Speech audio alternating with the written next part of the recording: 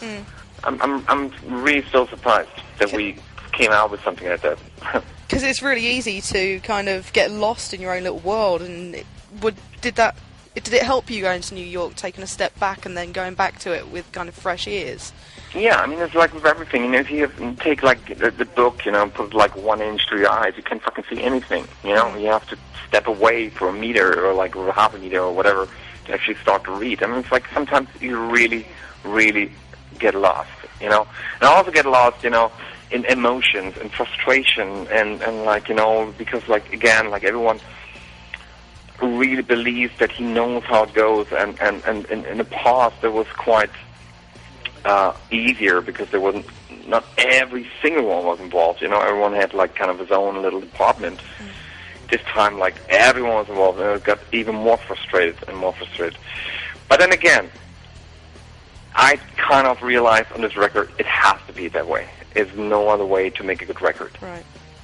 So I mean, that's our chemistry, you know. That's like certain things, or where certain character comes together. I think you have a kind of chemistry, and you kind of have to live with it. It's just like if you get older, you know, you kind of, your threshold level, it's getting less, you know. You kind of, you need more time and peace between to just be a part of it. I did hear the. It's like, you know, when you're young, you know, you can do coke for fucking months without nothing, you know. Yeah. When you get old, you need to recover for fucking 1 week. True. I did hear the album, the 8 tracks from the album that you've released so far. It's got a less industrial feel and more straight-ahead metal. Would you agree with that? I don't know. I know it's quite. It's quite. The only thing I can say when I listen to the record is it's really on the point. There's nothing. There's no, you know, flowers. You know, no, like, you know, when you have your food and you get, like, you know, you get steak and you get little herbs and, like, you know, a little cream on the side and this on the side and this on the side. You know, like, this record is just really, you've got the steak. That's it. Yeah. Well done. Meat and potatoes metal. Yeah. So was there much argument about what direction you wanted to go in once you kind of, you know, figured it out that that's kind of the best thing that you should be doing at this point? Say again, sorry, I missed the first. Was there much argument about what direction you wanted to go in? Yes, I mean, there was, in the beginning, the idea was actually, it was a funny thing. The idea was like to make a heavier and straightforward record. That was like actually the idea, and kind of like, it is what it is, because like the most of those songs or those ideas on the record were made in this environment that we had or that we created in the beginning. So it kind of stands for the first month that we worked on this record, and we were really kind of how to say, we were all together in it, like, you know, there was no argument about it, but the argument started like when we kind of lost the first mood for some reason. Right. You've said this already, it's got a very live feel to it. Did you have an idea in your heads about what you could do with it live as you were kind of writing the songs, putting the songs together?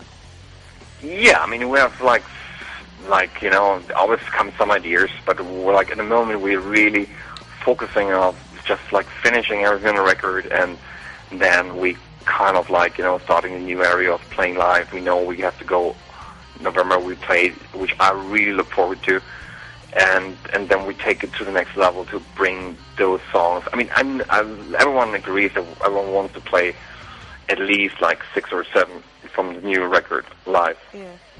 And then obviously, you know, there are certain things that we come up like to visualize certain kind of tracks. What was the first song you wrote? Did you write it song by song, or was it just riffs that came together? No, it was really kind of, it was kind of a session thing. I mean, like, they're all like kind of, like, there's certain kind of some ideas from the songs that got written like at home and stuff, but mostly from stuff got written at the first episode of when we actually came together. You work with the same producer that you've always worked with, Jacob Hellner. Is Yes. he? How important is he in the Rammstein sound? Does he I mean, know he how was. to get the I mean, best he's out of always important, and we thought in the beginning of kind of trying something new because we felt like we worked with him like for 5 records, and maybe it's time to change, and but like on the retrospect, I kind of feel that he was the only producer that kind of could have dealt with the situation. Because he really knows the band, he knows the strength and the weakness, and he really could navigate the whole ship through it because he knew it. I think nobody else, if somebody else would come on into this process, he was like, fuck this, I don't want to deal with that. It's too much. So I think he was really important to actually finish the record because there was so many situations where I felt like, this record is not going to be finished. I mean, it's not going to happen. And I think that he was really important besides that, until it's really comfortable with him, I feel really comfortable recording guitars with him. Like we always have a lot of similarities in our tastes, and but I think more importantly was that he actually was the one that could give us the strength to finish this record, so that he was patient enough to give us time and the freedom and knew when he had to step into the project and give us another direction or move in another direction or whatever, say the right thing. That was more important than actually go into the studio and record the record, which was always the same anyway. Does he help settle any arguments that crop up in the studio? I mean, he just, again, he's quite diplomatic in a way. He really knows when he says things and when he doesn't. So, I mean, sometimes I felt like, I wish sometimes that, somebody would just be there and say, okay, that's the way it goes and that's the way we want to go. But he's kind of he's so sensitive in a way that he knows we have to make a decision in a way. It doesn't really make any sense if he'll make a decision, because at the end of the day, we will hate each other. So he knows, he's really smart. He knows that we have to come up with a decision. We have to make it by our own. So he just has the right way to leave it and give it time. It's just hard to explain. And there are 6 of you in Rammstein. Do you all have to be 100% happy with the songs for it to make the album? No, I mean, there are songs there that I don't like, and there are songs there that other people don't like. That's, part of their process. Unfortunately, there's just only one song that I'm kind of not happy with. And overall, on this album, it's got a very stripped down feel. It's very basic, like you've gone back to your roots. Are those songs harder to write?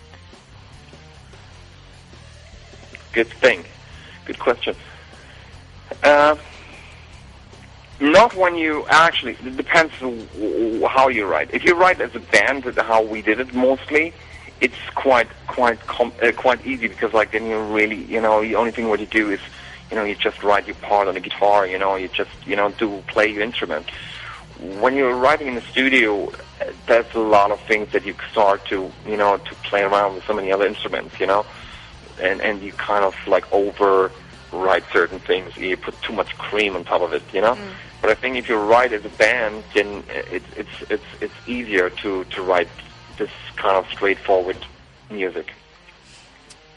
You said recently you wanted to tone down the epic element of the Rammstein sound.